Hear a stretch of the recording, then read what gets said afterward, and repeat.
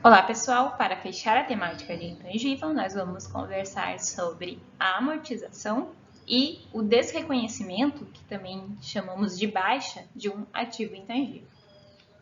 A amortização é a alocação sistemática do valor amortizável de um intangível ao longo de sua vida útil. Conceito bastante análogo à depreciação do imobilizado, porém, imobilizados estão sujeitos à depreciação, intangíveis estão sujeitos à amortização. Mas o que define se um intangível está sujeito ou não à amortização é a sua vida útil.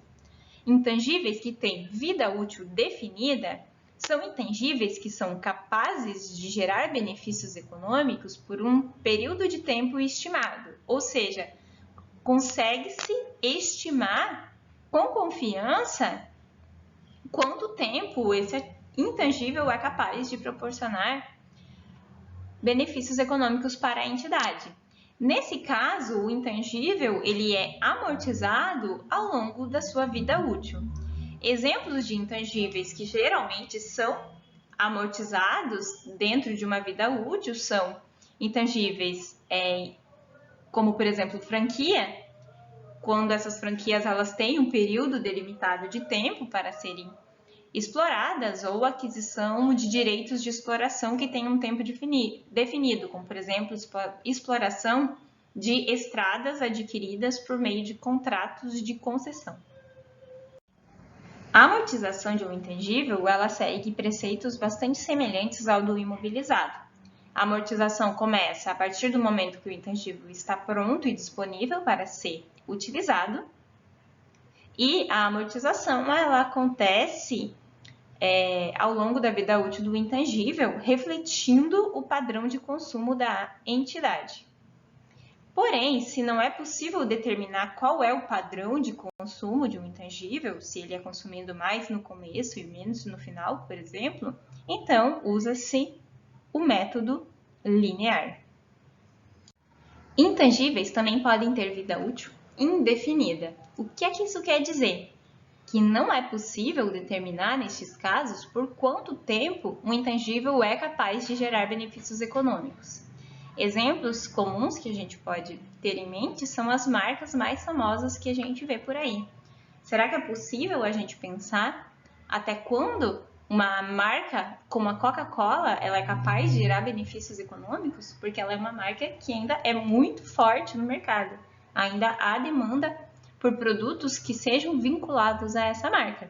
Talvez um dia a Coca-Cola deixe de ter esse poder e não gere mais benefícios econômicos, mas a gente não é capaz de estimar quando é que isso vai acontecer. Por isso mesmo, a gente conclui que a marca Coca-Cola ela possui vida útil indefinida. Se um intangível possui vida útil indefinida, a gente não tem como amortizar, porque a gente não consegue estimar sua vida útil.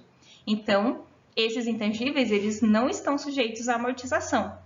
Entretanto, eles estão sujeitos ao teste anual de impairment no mínimo.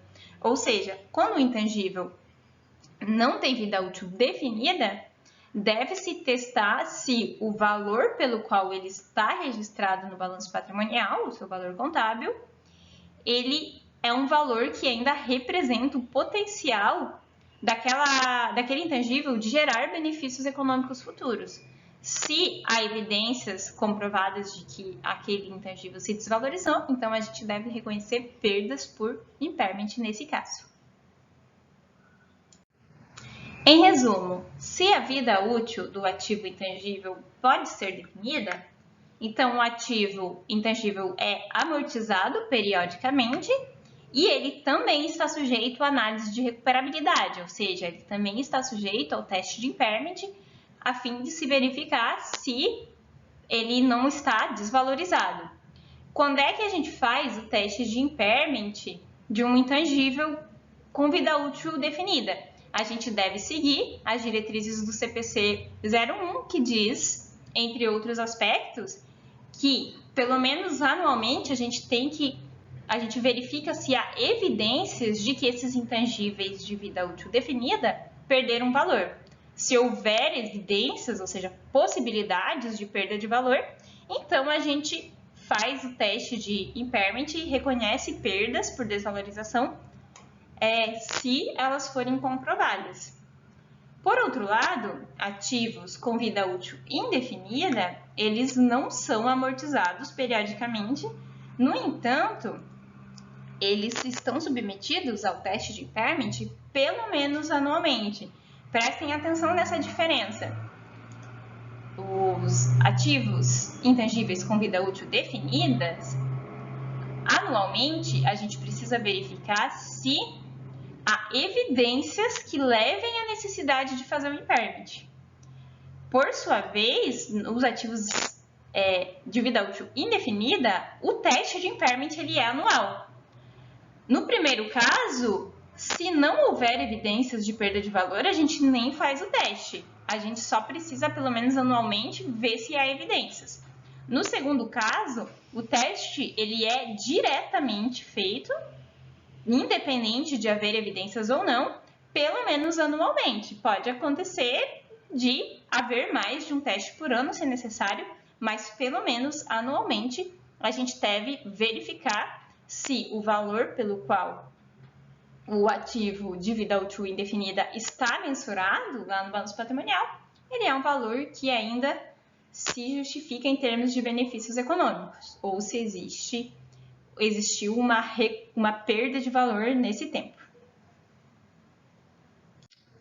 E, para fechar esta aula, o valor contábil de um intangível, ele deve ser desreconhecido ou baixado do balanço patrimonial nas hipóteses de este intangível ser vendido, ou seja, ele sair da entidade, ou na hipótese de não haver mais expectativas de benefícios econômicos associados ao valor contábil deste ativo, seja esse valor total ou parte dele. Esse segundo caso é o caso da perda por redução ao valor recuperável do ativo, ou seja, da perda por impairment. Então, nós concluímos aqui as nossas aulas sobre intangível. Mais à frente faremos alguns exercícios resolvidos. Espero que essa aula seja esclarecedora e contribua com o conhecimento de todos vocês. Muito obrigada!